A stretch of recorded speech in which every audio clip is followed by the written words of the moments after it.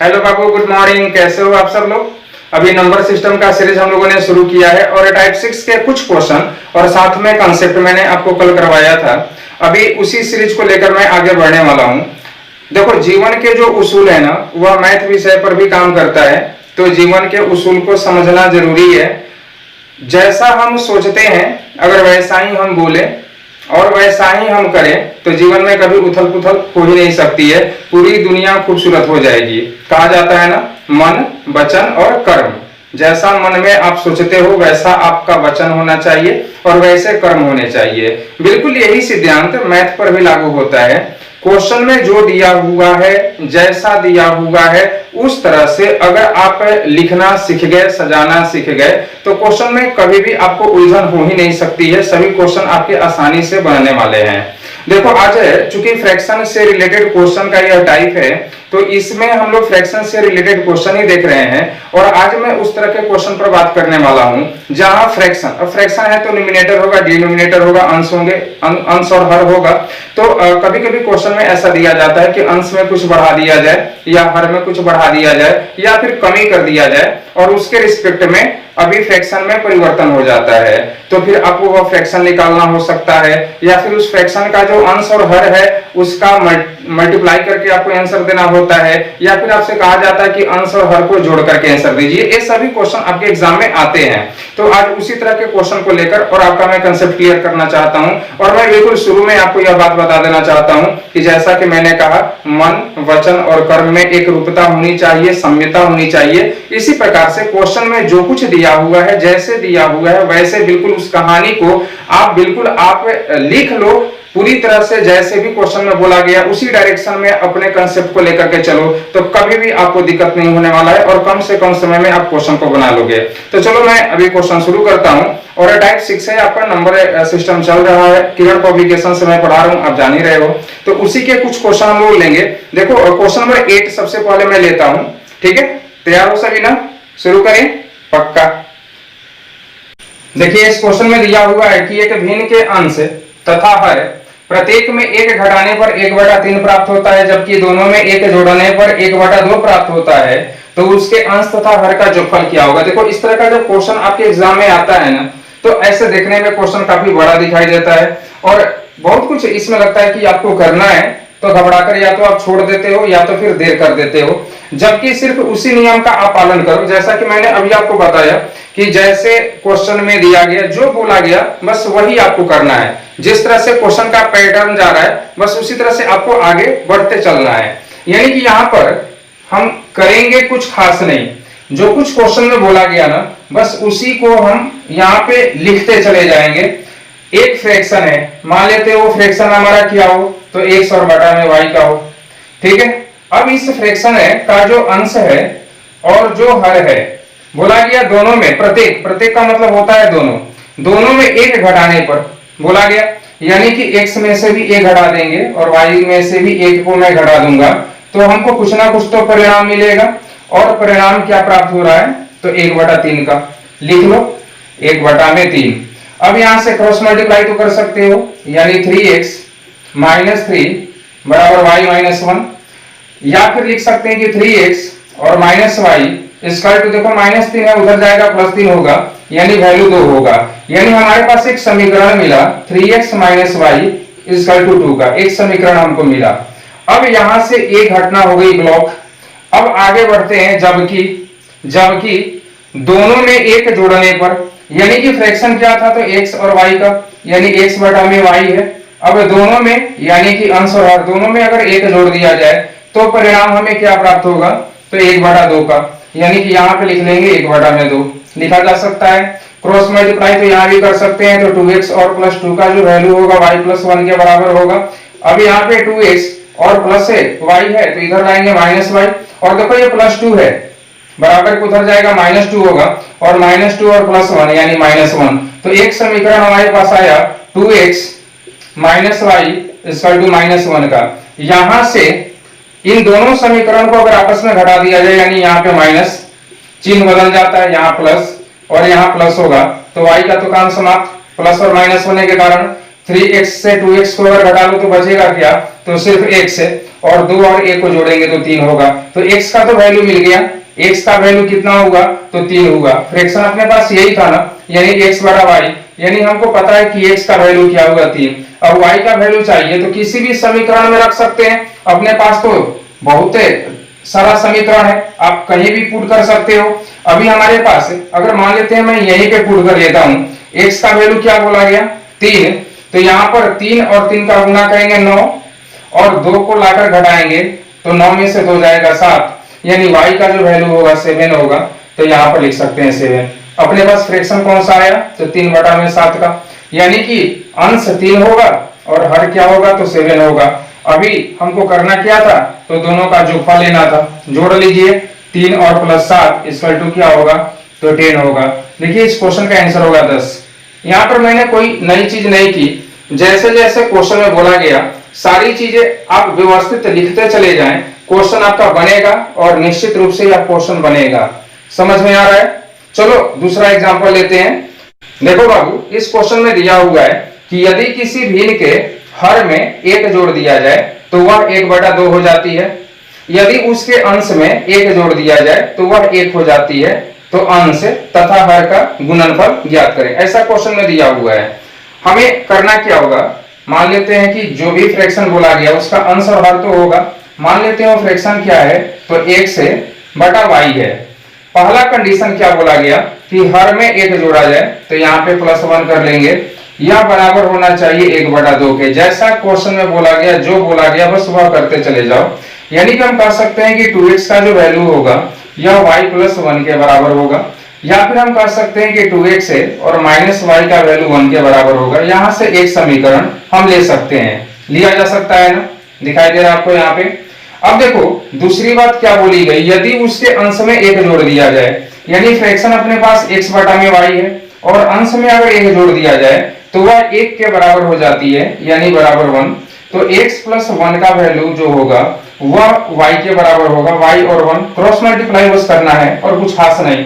यानी कि हम कर सकते हैं कि x है और -y का जो वैल्यू होगा, देखो +1 को बराबर की उधर भेजेंगे तो -1 होगा, यानी x - y = -1। अपने पास दो समीकरण है, कौन कौन से समीकरण मिले, पहला समीकरण जो था वह 2x - y = 1 का पहला समीकरण यही था। दूसरा समीकरण क्या है, तो x है -y = -1।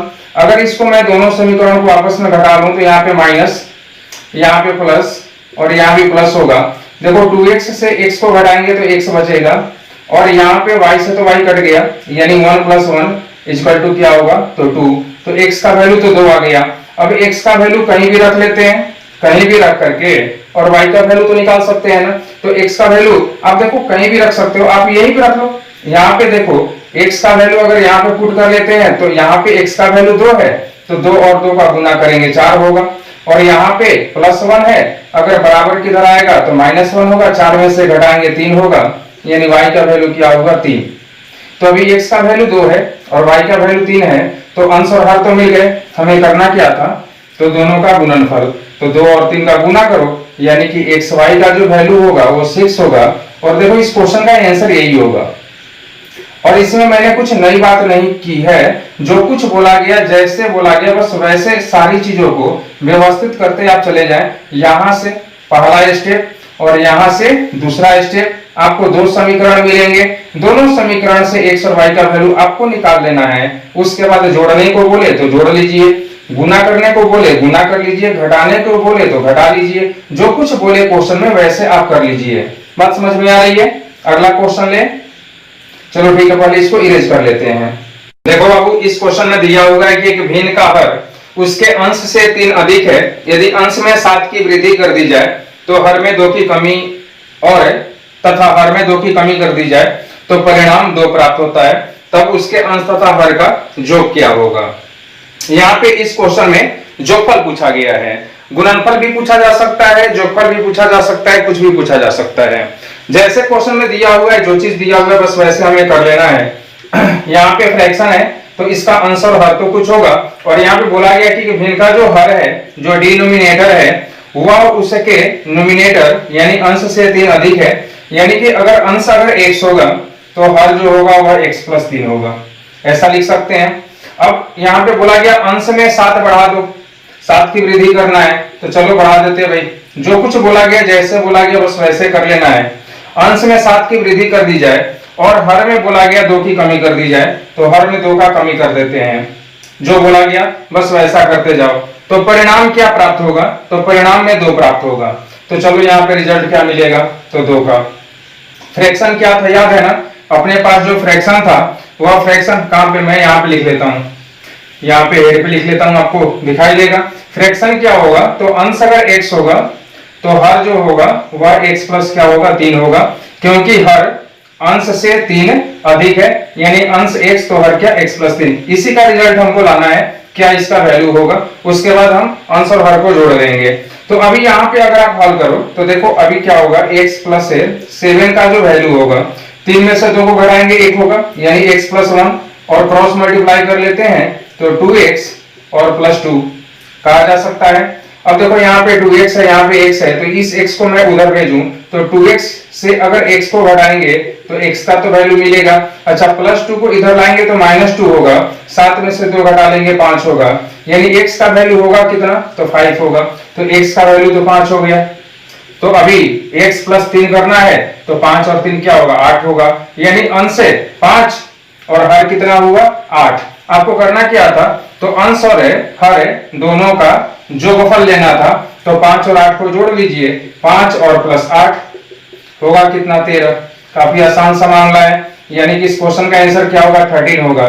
बस जैसे बोला गया, जो बोला गया वैसे हमें करते जाना है। अब तो समझ पा रहे हो, समझ रहे हो ना। चलो क्वेश्चन रख दिया, क्या मैं हट जाता हूं, दिख रहा है सब कुछ।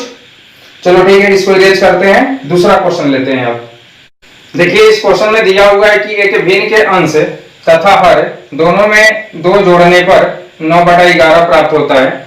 यदि अंश तथा हर दोनों में 3 जोड़ दिया जाए तो वह 5/6 बन जाती है। तो उस भिन्न को ज्ञात करें, वह फ्रैक्शन क्या है। मान लेते हैं वो जो फ्रैक्शन है वह है x बटा में y हो। मान लेते हैं वो फ्रैक्शन क्या है, तो x और बटा में y हो। इसी का वैल्यू हमें निकालना है। तब x बटा में y और फ्रैक्शन है। अभी पहला कंडीशन क्या बोला गया कि अंश और हर दोनों में 2 जोड़ दिया जाए। जोड़ लीजिए, अंश और हर दोनों में +2 कर लेते हैं। तो यहाँ पे हमें प्राप्त होता है 9/11, लिख लेंगे 9/11। जैसे बोला गया, जो बोला गया बस नोट कर लेना है। क्रॉस मल्टीप्लाई करेंगे तो 11x + 22 = 9y + 18 लिखा जा सकता है। यानी कि यहां से एक समीकरण हमको मिल रहा है, क्या मिलेगा, तो 11x और -9y = देखो प्लस है 22 है, प्लस 22 है, उधर जाएगा माइनस में है, तो 22 से अगर 18 को घटाएंगे 4 बचेगा, यानी कि -4। एक समीकरण मिला। दूसरा कंडीशन क्या बोला गया, यदि अंश तथा हर दोनों में 3 जोड़ दिया जाए। फ्रैक्शन क्या था, तो x बटा में y। अभी अंश और हर दोनों में हमें 3 प्लस करने हैं, यानी कि हमें प्राप्त क्या होगा, तो 5/6 लिख लेंगे, 5/6। क्रॉस मल्टीप्लाई करेंगे तो यहाँ पे 6x + 18 = 5y और +15।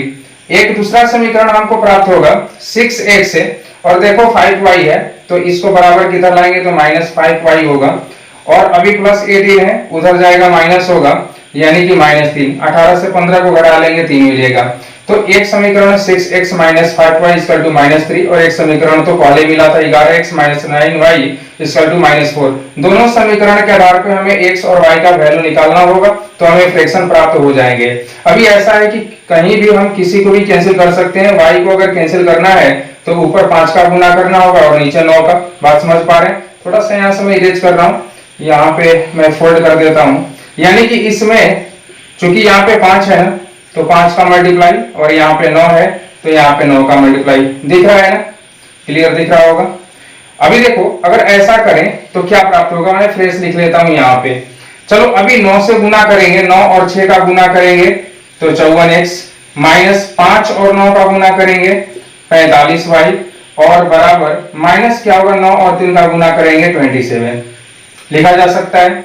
अभी देखो यहाँ पे 5 है और 11 और 5 का अगर गुना करो तो 55x होगा, ठीक है, इसको ऊपर में लिखते तो थोड़ा सा बेहतर होता, ताकि आपको यहाँ पे प्लस और माइनस करने में आसानी होता, लेकिन कहीं भी किया जा सकता है। 5 और 9 का गुना करेंगे तो 45y और बराबर क्या होगा, -20 होगा, है ना। तो अगर यहाँ से हल करें, अगर माइनस कर लेते हैं यहाँ पे प्लस कर लेंगे और यहाँ पे प्लस कर लेंगे, तो देखो -55 होगा और यहाँ पे 54 है, तो -x का जो वैल्यू होगा, y तो कट जाना है ना, y तो कटेगा, और -27 है प्लस 20 है तो -7 होगा, माइनस से माइनस भी कट जाएगा, तो x का वैल्यू 7, x का वैल्यू क्या मिला, तो 7 मिला। अब किसी भी समीकरण में अपने पास 2 समीकरण थे, कहीं भी हम y का वैल्यू निकाल सकते हैं x का वैल्यू पुट करके। तो अभी x का वैल्यू 7 है, चलो यहीं पर अगर रख लिया जाए तो 11 और 7 का अगर गुना करो तो 77 होगा, और 77 -4 है ना, इसको इधर लेकर आ जाए तो 77 में अगर 4 को अगर जोड़ लो तो 81 होगा, और 9 से भाग देंगे तो 9 से 9 बार में 81, यानी y का वैल्यू क्या होगा, 9 होगा। तो अभी आपके पास फ्रैक्शन जो मिला वह 7/9, यानी इस प्रश्न का आंसर क्या होगा, 7/9। बात समझ में आ रही है। जो कुछ क्वेश्चन में बोला गया बस उसी पैटर्न पे आपको आगे बढ़ते चले जाना है। इक्वेशन आपका जो भी बनेगा वहां से x और y का वैल्यू आप आसानी से निकाल सकते हो और आपका फ्रैक्शन भी मिल जाएगा। क्लियर है, आगे बढ़ते हैं। देखो बाबू, इस क्वेश्चन में कहता है कि एक भिन्न का अंश उसके हर से 4 कम है। यदि अंश को 2 कम कर दिया जाए और हर को 1 बढ़ा दिया जाए तो हर अंश का 8 गुना हो जाता है। यानी हमारे पास फ्रैक्शन कौन सा होगा, अभी अंश जो है वो कम है और हर से और कितना कम है, तो 4 कम है, यानी कि हर अगर 100 हो तो अंश क्या होगा, तो 1 - 4 होगा, यही फ्रैक्शन होगा ना। इसी का वैल्यू हमें निकालना है। अभी कुछ कंडीशन दिए गए, तो कंडीशन अभी हमारे पास फ्रैक्शन क्या होगा, तो यहाँ पे हर हुआ और यहाँ पे अंश हुआ। बोला का अंश को 2 कम कर दिया जाए, चलो 2 कम कर देते हैं, और हर को 1 बढ़ा दिया जाए, बढ़ा लिया गया, तो परिणाम क्या प्राप्त होगा, तो अंश जो है वो हर का 8 गुना हो जाएगा, यानी कि यहाँ पे हमें 1/8 लिखना पड़ेगा।